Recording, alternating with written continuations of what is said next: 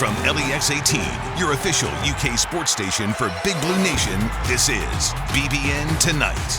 Presented by Central Bank, the official bank of UK Athletics.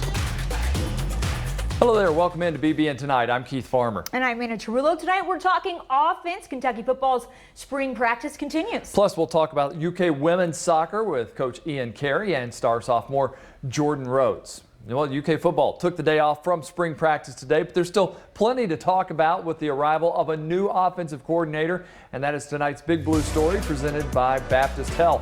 We begin with Liam Cohen's thoughts on returning running back Chris Rodriguez last night. We heard how Cohen wants to continue to get C-Rod the ball, even if there's more passing this season. Chris also talked about the thought of catching the ball in the backfield. I'm very comfortable doing it. I mean, it's a part of the game, you know. You obviously, if you watch a lot of NFL, you see that those guys catch the ball out of the backfield a ton. So I mean, for me, I like it. I didn't really do it a lot in high school, but now it's like got to get used to it. I like it though. How about this? Another change for Rodriguez is his diet. He says he's substituting fast food for vegetables and protein to get quicker. That sounds good. Anna Cohen says he'd like Rodriguez to get 25 touches a game, but that can't just be turning around and handing him the ball. Well, that's right. If we're working on balancing our offense, might as well balance our diets too. If we're going to feed the big guy, work on feeding him in the games, he's going to work on feeding himself off the field.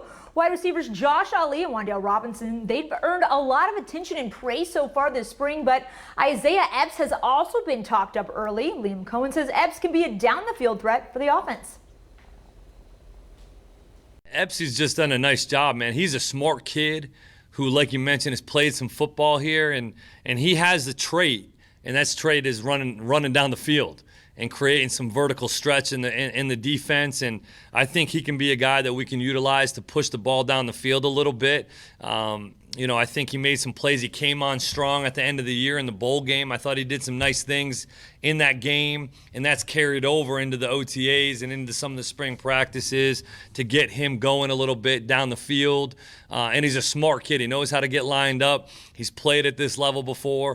Now, Keith, there's been high hopes for Epps since he got to Lexington, but injuries, man, they have limited his playing time. Hopefully he can emerge as a third option for the Cats in the passing game. Someone has to if they're going to be good. Yeah, he had that thumb injury last year. The year before, he missed the entire year with the foot injury, so it'd be good to see him stay on the field, because you could see Cohen put a big smile on his face when he said he can get downfield. Definitely. He likes his speed. All right, and if you can't get enough football, get excited for 1 week from today. That's when Kentucky will hold its annual NFL Pro Day for draft-eligible players inside the Nutter Indoor Fieldhouse. Pro Day attracts scouts and personnel from nearly every NFL team, and it will be streamed live on UKathletics.com and on the SEC Network Plus beginning at 11 a.m. Of course, this event is critical for players to showcase their talents without a formal combine this year. Again, that's on March 31st. And a good chance for these guys to get out and say, hey, I got this to offer. Definitely, and I'm so excited about it. You know, it was crazy last year. This year, everything has been different, including not having a formal combine, so this is huge. And one of those big names at Pro Day will be former UK linebacker Jamin Davis. We've talked about his rise up the draft boards, and now ESPN's Mel Kiper Jr. has bumped Davis up by nearly 20 spots on his list to the number 17 overall pick, going to the Las Vegas Raiders.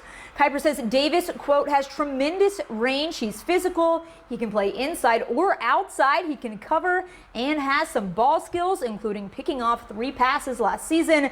Davis is the total package, and he could slot in at middle linebacker for John Gruden's Raiders team. All right, now let's turn to the Cats in the NBA. Julius Randle continues to have a terrific year for the New York Knicks. He led the way last night in a win over the Wizards with a game-high 37 points. And former Kentucky big man Enes Kanter had a big night for Portland, although the Trailblazers fell just short of beating the Nets. Kanter poured in 19 points and pulled down 19 rebounds. Kentucky junior guard Ryan Howard has been named a regional finalist for the Women's Basketball Coaches Association All-America team. The roster will be released on April 3rd. Howard has earned an honorable mention nod for the past 2 years. Yeah, the Kentucky baseball team had a big night last night.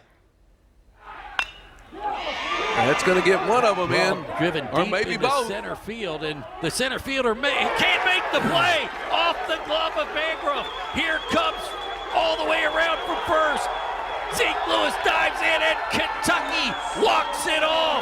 Yeah, walking it off. Our guy Jeff Pecoro on the call there. The Cats scored 4 runs in the bottom of the 9th inning to defeat Butler at Kentucky Proud Park. It's the team's second walk-off victory in the past 3 games. The Cats closed their 18-game homestand to open the season in style. They are 14-4 with the first road trip of the season to Auburn this weekend for a 3-game series.